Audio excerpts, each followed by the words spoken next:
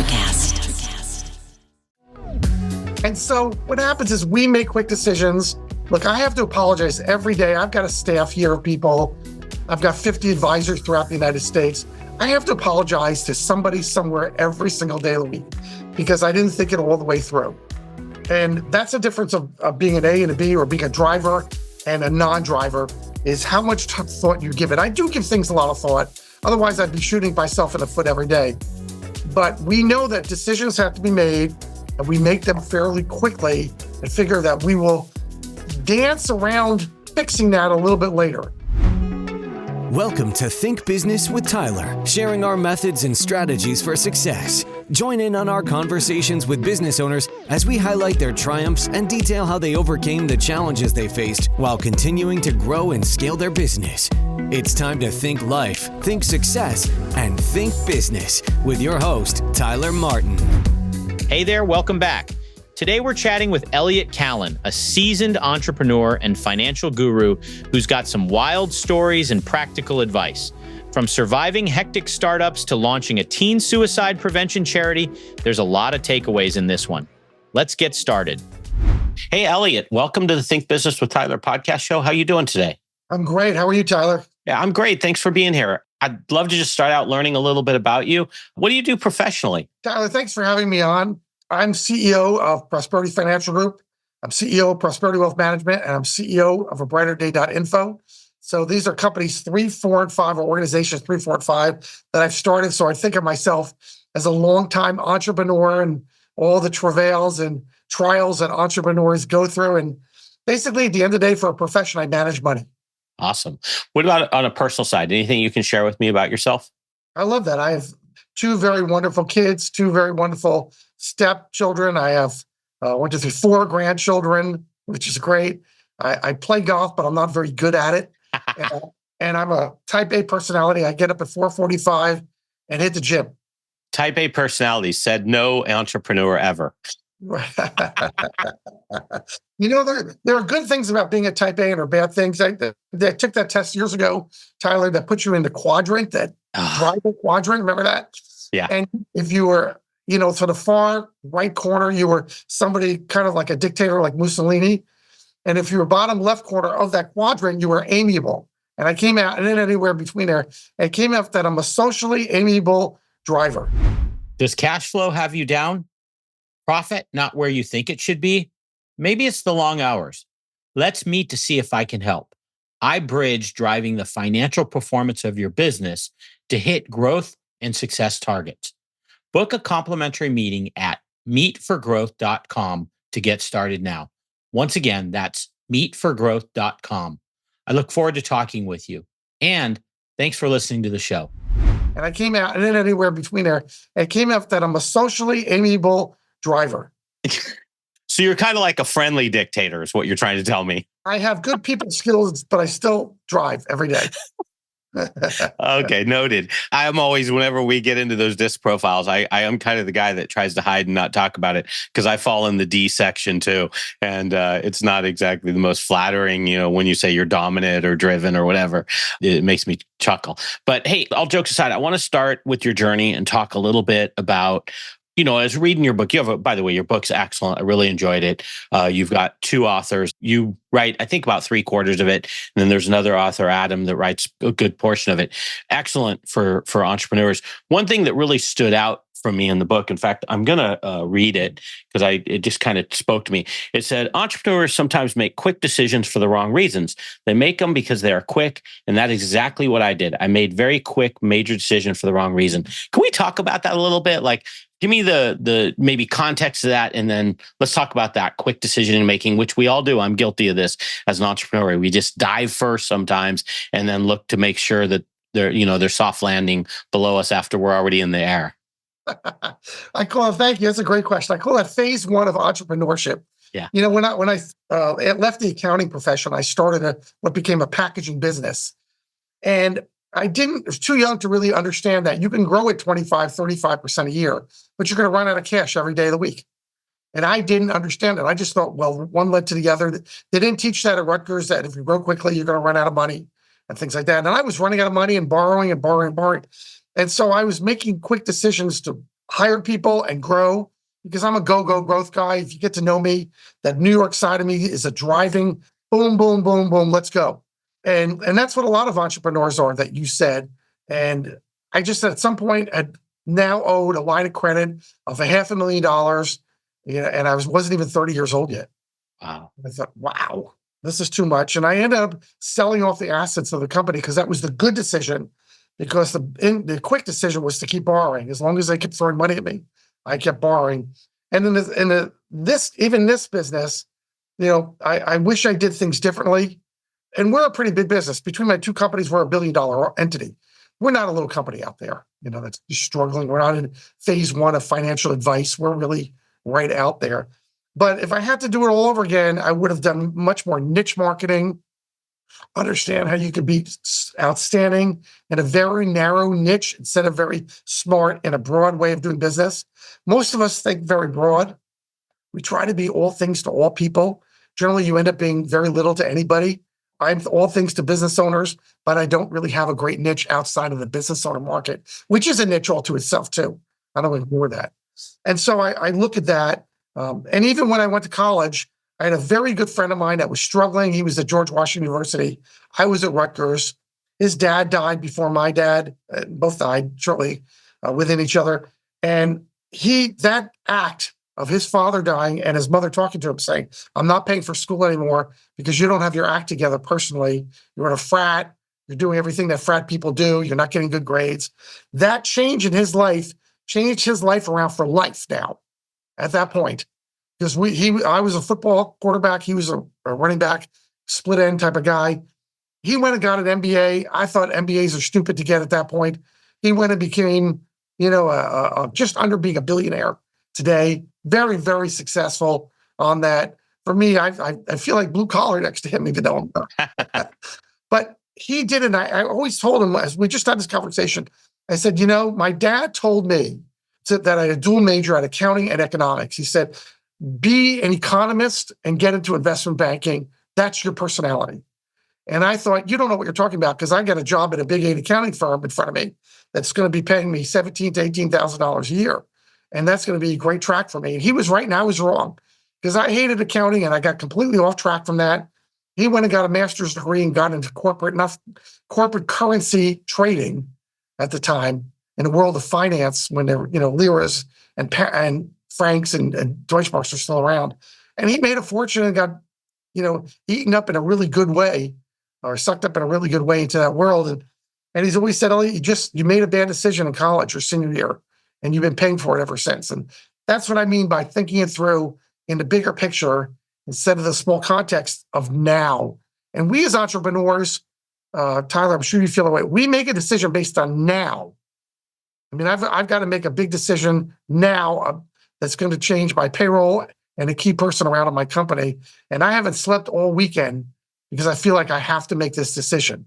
I'm hoping I'm not making a now decision because I keep thinking, am I doing the right thing long term? But those are the kind of decisions we make, and sometimes we make them impetuously. Yeah. So I guess digging a little deeper in that, is that a blessing or a curse? Is it something we should be trying to change? Because, I work with a lot of entrepreneurs. I have my whole career and many are that way. They're going to, oh my gosh, I need this. And probably by the end of the day, they've already signed the 5-year agreement to do something just because, that's the way they operate. What's the wisdom or the lesson here? Is it to slow down? Is it to just pick your moments in making super fast decisions? I mean, what's your thought? And I'm especially talking those companies that are in, and we'll talk about the phases, but in the earlier, not necessarily early phases of their company, but they're not a completely established self-running, now you're just kind of, in phase 3 where you're counting your money every week. That's your biggest mission for the day. Well, all entrepreneurs are quick decision makers, Tyler. You know that and I know that. Yeah. My brother used to have this phrase. He's a very successful M&A attorney, one of the top guys on the East Coast. And I wouldn't hesitate using him if I were buying and selling companies in there. And he used to say to me in college and even beyond, he said, man, you would be unbelievable if your brain could just keep up with your mouth. And there's a lot of truth to that, isn't there? Yeah. And so what happens is we make quick decisions. Look, I have to apologize every day. I've got a staff here of people. I've got 50 advisors throughout the United States. I have to apologize to somebody somewhere every single day of the week because I didn't think it all the way through. And that's the difference of being an A and a B, or being a driver and a non-driver, is how much thought you give it. I do give things a lot of thought. Otherwise, I'd be shooting myself in the foot every day. But we know that decisions have to be made, and we make them fairly quickly and figure that we will dance around fixing that a little bit later.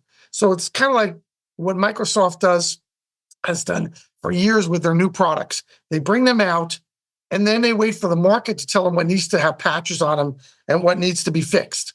And they do that all the time. And that's kind of what we as entrepreneurs do, the exact same thing. Got it. I want to go back to the cash flow issue, that venture you had where cash flow became a challenge, and then you ultimately I think you liquidated. I can't remember. I think the books might have said you sold off the assets, like retained the liabilities, and liquidated the company. Yeah. What did you learn from that from a cash flow standpoint? Did you carry anything from that into your future ventures that said, hey, I'm going to think about this, or I'm going to do this, that altered your behavior or the way you thought about cash flow? So the big life lesson for me, great question. The big life lesson for me on business number one is hire people to your weakness. In other words, your greatest strength you have. That's what makes you good at what you do. But we tend to surround ourselves as human nature, not as entrepreneurs, but human nature, with people that agree with us. Like, we just went through the last 8 years of politics where people said, if you don't agree with me, I don't want to be your friend anymore. In business, that's your enemy. Because everybody says yes to you, then nobody's telling you the truth. And so that was my biggest lesson is okay, I have obviously some financial skills as a trained accountant, but I hate doing that. I like driving the company and the marketing, the sales and the growth. But driving them profitably and watching every dollar line, I need to hire somebody. So hiring a CFO or some type of CFO organization is so important, because that's my weakness. Even though I'm very literate in that, it's my weakness, and my strength is driving marketing. In my early days, I thought, I'm going to hire somebody to help me out with marketing because I know marketing, but we'll do even better with the two of us. And we forgot about cash. And that was the big lesson that I got. So my whole life, I feel like I'm always haunted with the idea of, how is my cash flow relative to my growth? Are those two things matching? Because I don't want to forget growth, because as an entrepreneur, like Stephen Jobs, you're turned on by every new shiny object. New car smell, new car taste, new whatever it is. That's what entrepreneurs do. Yet that may have no fiscal sense to how you run your company. And that, if you don't put those two things together, then you end up having 7 things that are not related to each other, have nothing to do with each other, that you're doing, and you can't balance all those balls at the same time in the air. And when you have all these balls in the air with business because they're unrelated, then try keeping a marriage and being a parent at the same time in place. And now everything's out of whack.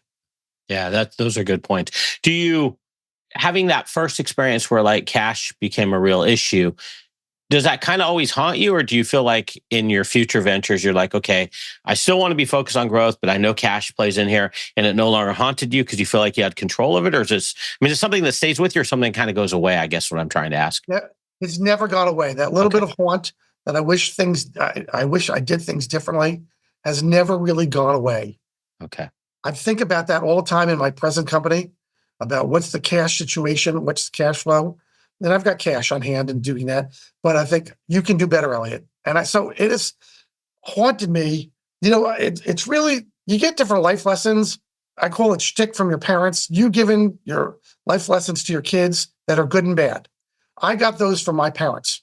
And so my dad was the greatest generation, Tyler, World War II. And he used to say to me, all right, nothing makes up for hard work. So the shtick, I call it, the issue that he gave his 3 children was to be workaholics. And we are. My mother, who was an Auschwitz survivor in Europe, when we would get an A on a test, she would ask us if anybody got an A+. We got a B, did anybody get an A? And her lesson was, you can do better today than yesterday, and you can do better tomorrow than today. So those 2 schizophrenic voices are on my shoulders all the time, speaking to me, and that creates a driving situation. But nowhere in that conversation is the word cash. It's how much have you put away?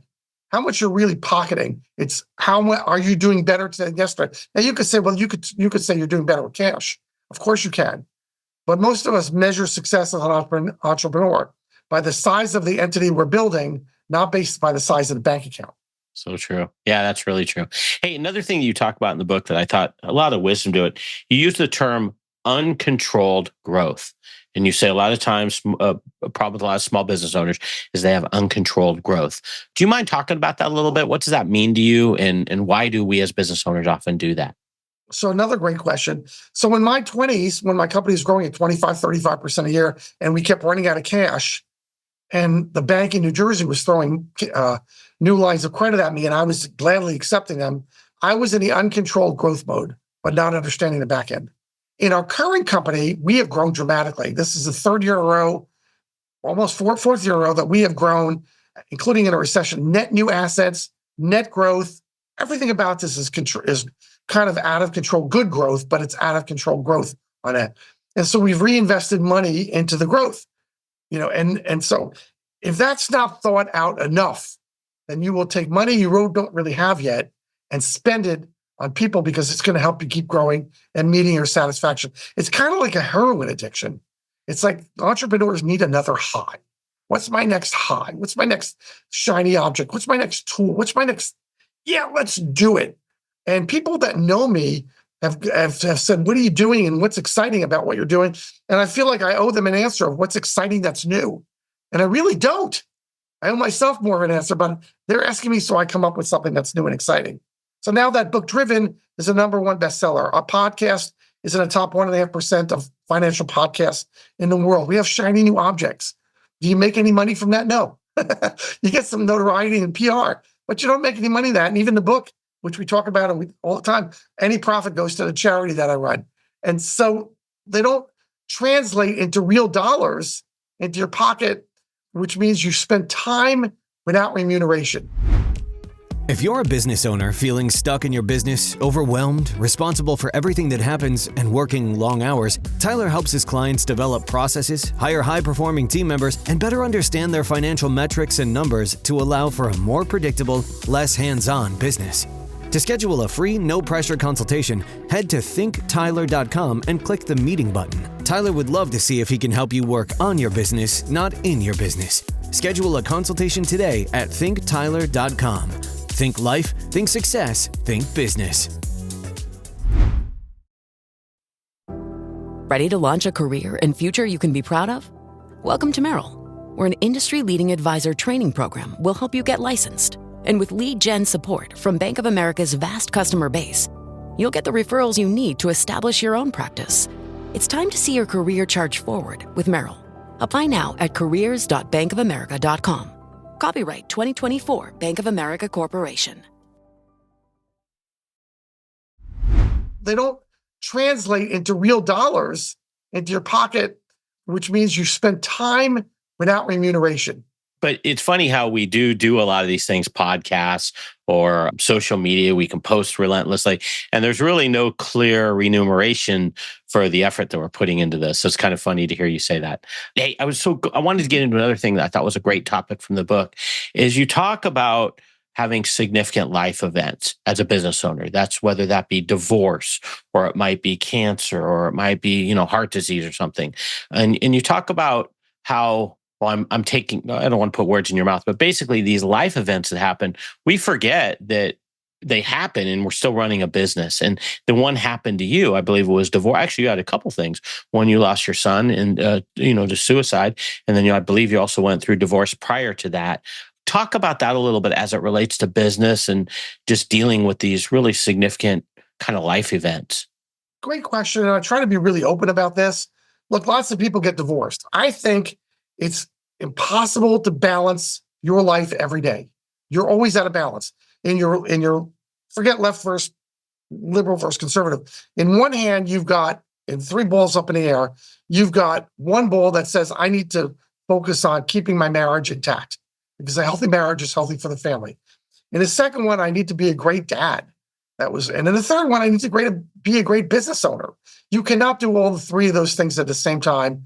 There used to be a Virginia Slims commercial out there in the 70s, and it was just kind of like, baby, you can have it all. You can have your family, your work, and a mom all at the same time. And they misled everybody because you can't. You absolutely cannot do all these things at the same time. And when you need to be a great dad, don't be a great business owner, be a great dad, and vice versa.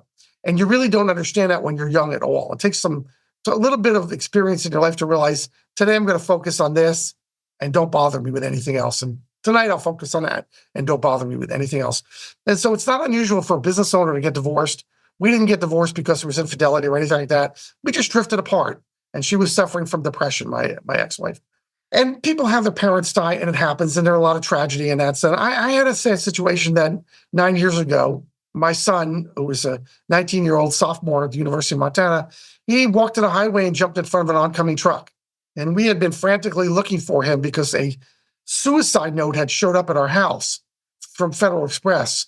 And it said, "Mom and Dad, I've been wanting to tell you this for a long time. I couldn't.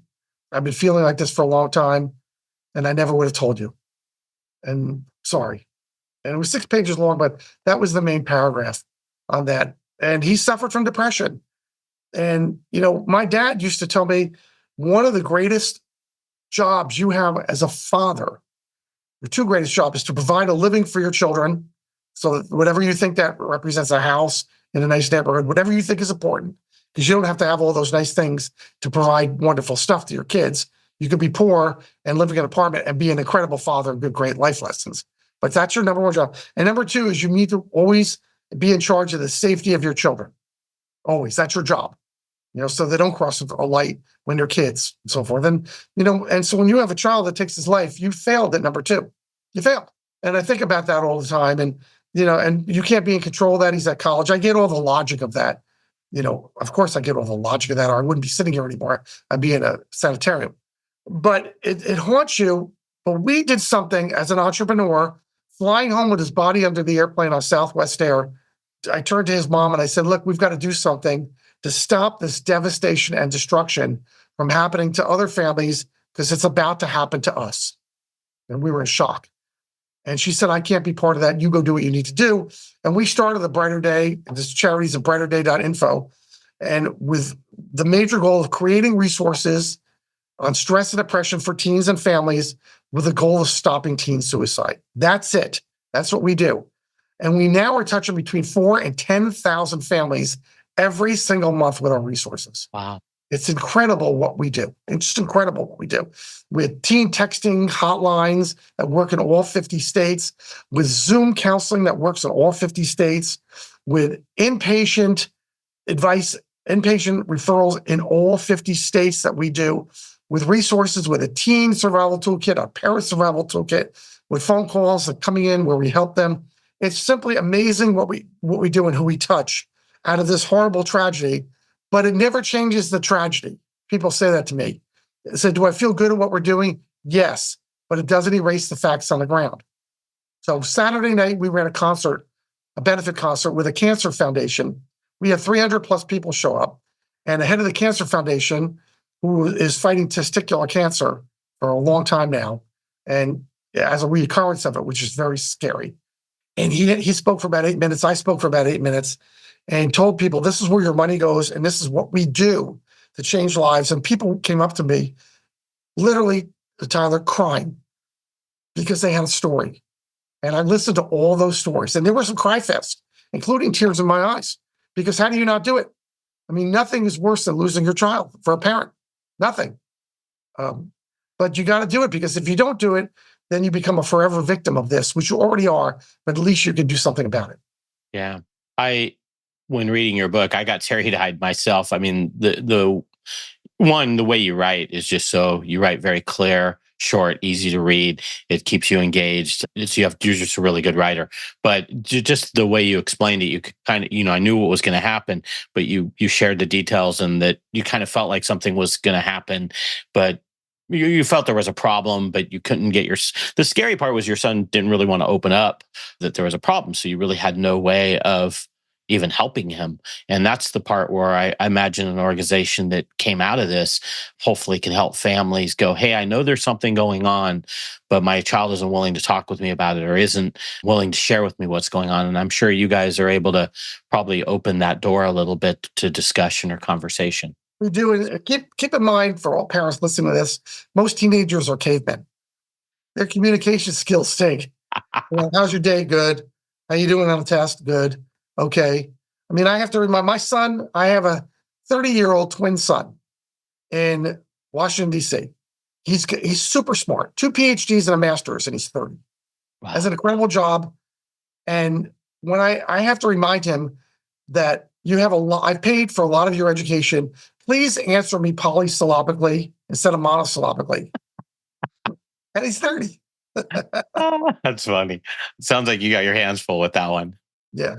Hey, I want to, before we wrap up, last topic I really want to get into is just your financial planning. Your niche there is small businesses. And that's kind of a unique, I think, I don't want to say you're the pioneer in that, but when you decided to go in that direction, that wasn't a really common niche. Is that fair to say? Or was it just new to you?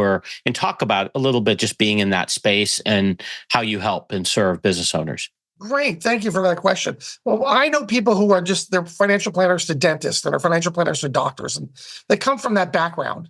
It's an inch wide and a mile deep. Well, I don't come from that kind of background. I come from a very broad background of business ownership.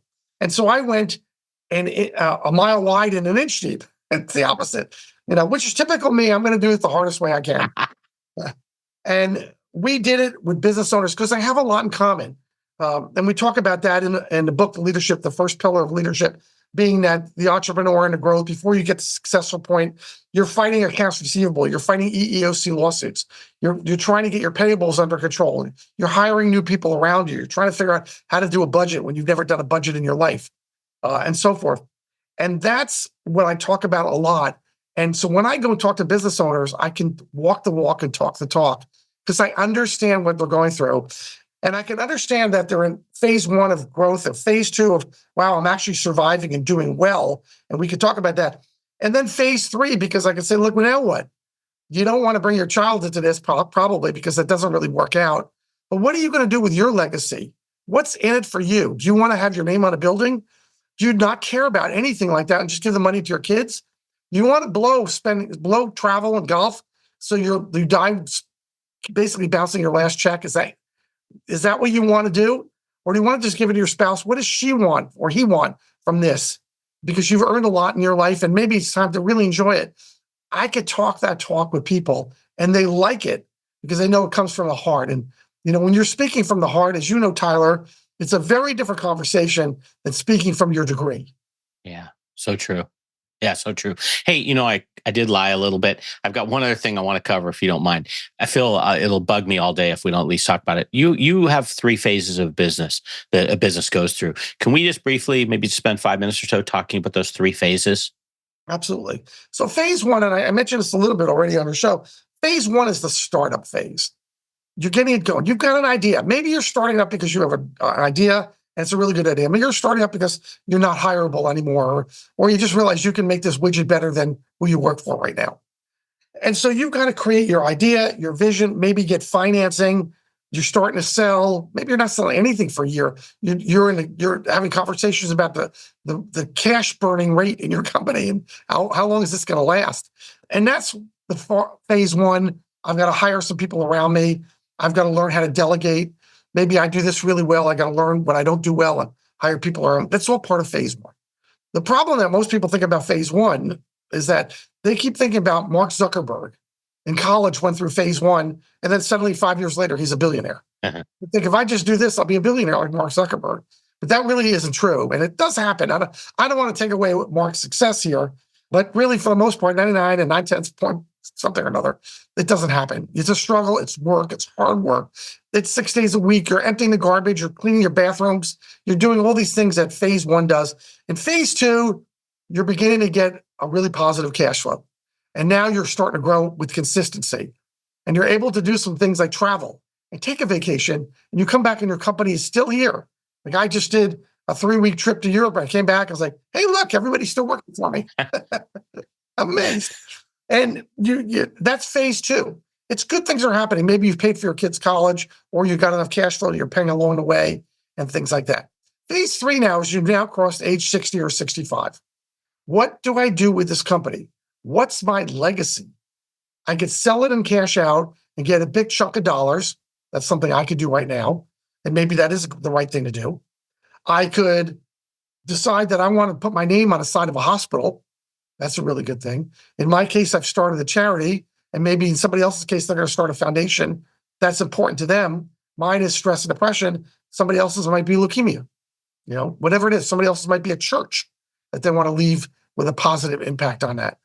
Or they decide that they want to put their children or grandchildren in a position that when they were starting their company, they were so broke, they never want that to happen to their next generation.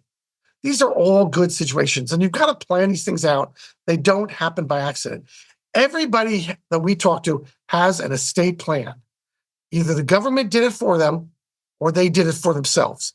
But they will have an estate plan, and they are going to die. That part of that estate plan is death.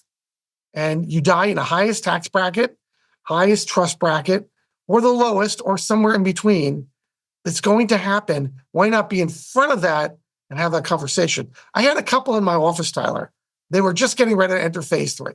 So they've been together a long time now, 30-year marriage, 28-year marriage, 32-year marriage. And the wife said, my dream has always been to live in the California seaboard, somewhere along the coast. Always wanted that my whole life. I love the ocean. I want to wake up to the sound of the ocean. And he said, my goal has always been to live in Virginia in the Blue Ridge Mountains out there. And they ended up getting a divorce. Wow. After all those years of being together, because they realized they were on 2 different tracks and they couldn't afford 2 homes. So they realized, why are we together when we have very different goals in our lives? And why didn't we know that 20 years ago and have to spend all 20 years together?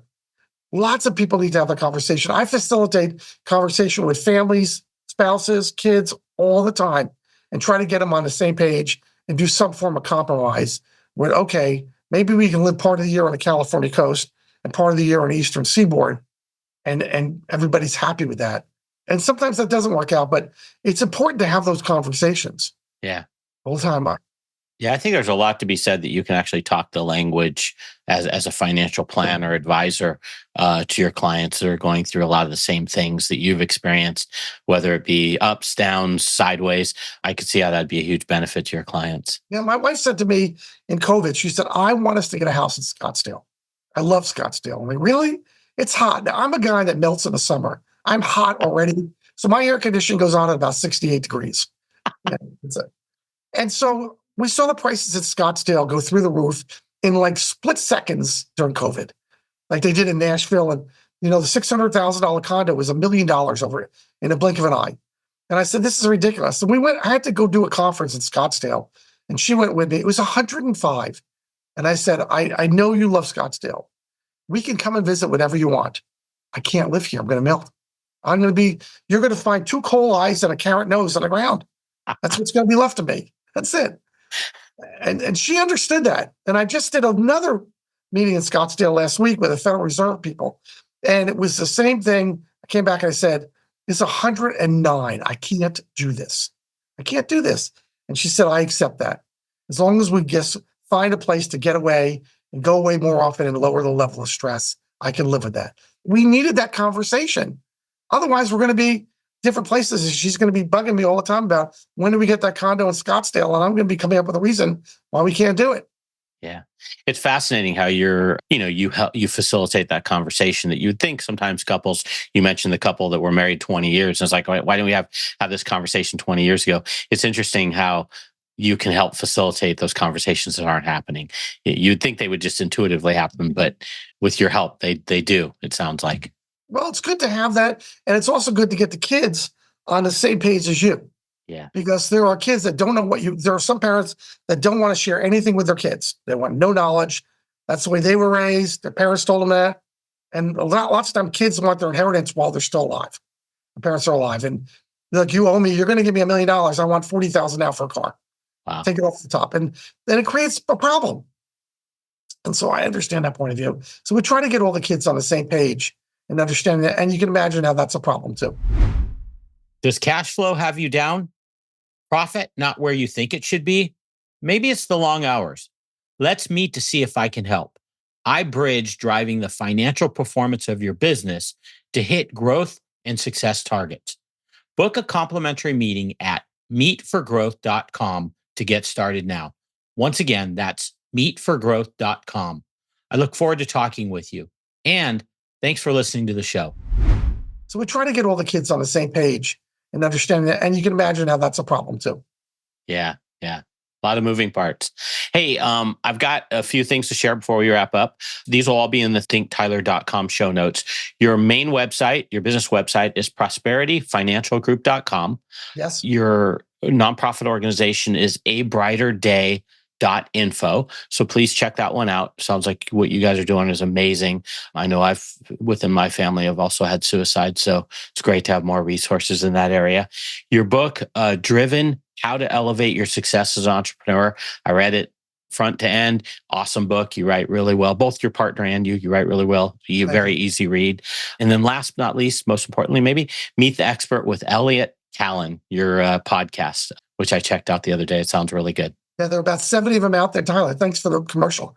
There are about 70 of them out there. They're evolving. We're doing them faster than we used to do them and turning them out faster, which is great. I don't make any money from the podcast. I wish I could figure out how to. It's great for PR, not so good for the bottom line. But we get some great information out in the marketplace. And if people want to get to know the personality here, I'm at Elliot at prosperityfinancialgroup.com, 2 L's, 1 T, at prosperityfinancialgroup.com. And if you want to find out what my personality is like, that little New York, sarcastic, fun personality, very playful podcasts are a great way to do that because I try not to take myself too seriously.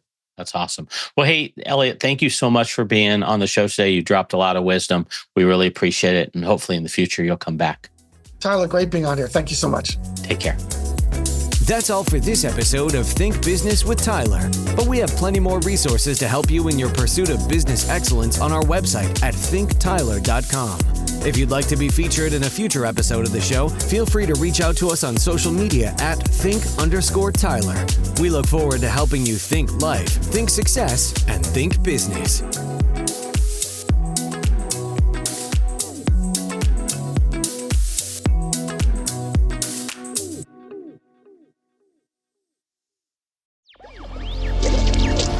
Electricast.